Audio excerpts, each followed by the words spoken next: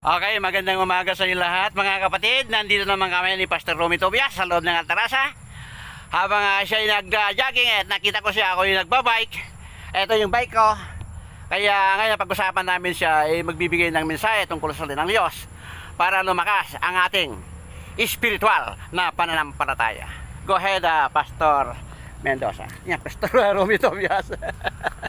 Sorry po. Magandang umaga po sa lahat at muli ay purihin ng Diyos sa umagang ito na makapagbigay ulit ng mensahe kahit maiksi lamang para po mapatibay ang ating buhay spiritual sa dahilan na nagsimula na po ngayon ang kaguluhan sa Israel. Tama.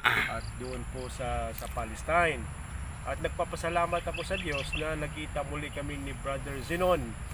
At salamat muli na makapagbigay ng maiksing mensahe. Ang mensahe po sa umagang ito ay makita po natin at mabasa doon po sa Book of Revelation. In Revelation 14:13, bahagi po lamang, sabi po doon, mapalad ang nangamatay sa Panginoon, oo, mula ngayon sapagkat sila'y makapagpahinga sa kanilang mga gawa at ang kanilang mga gawa ay susunod sa kanila.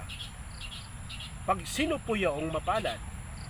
Sabi po sa Biblia, sa teksto na ating ginamit, mapalad yaong nangamatay sa Panginoon. Pag sinabing nangamatay sa Panginoon, mga taong makasalanang sumampalataya. Kaya ibig namang sabihin, ang mga mananampalataya kay Kristo ay mapalad. Bakit mapalad? Sapagkat sila'y bubuhayin ni Kristo pag si Kristo po ay babalik. Pag namatay po sila, dahil ang kamatayan darating sa tao na hindi nagpapaalam.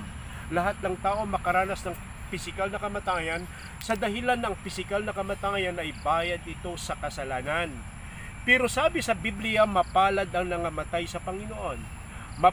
Ibig sabihin, mapalad yaong mga makasalanang sumasampalataya dahil sa pagbabalik ni Kristo, they will be resurrected. Bubuhayin sila ng ating Panginoon at sila'y makapagpahinga kasama ng Diyos sa langit.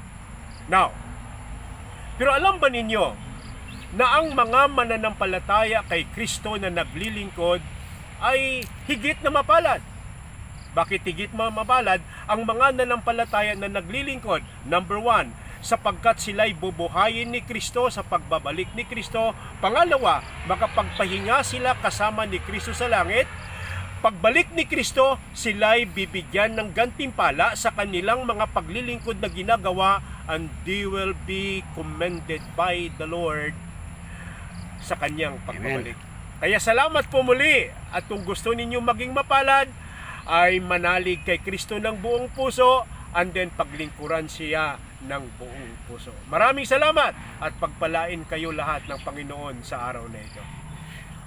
Amen. Napakaganda yung mensahe ni Pastor Romy Tobias. Hawakan mo. At kailangan talaga mapalad tayo kung tayo ay sumusunod sa salita ng Diyos.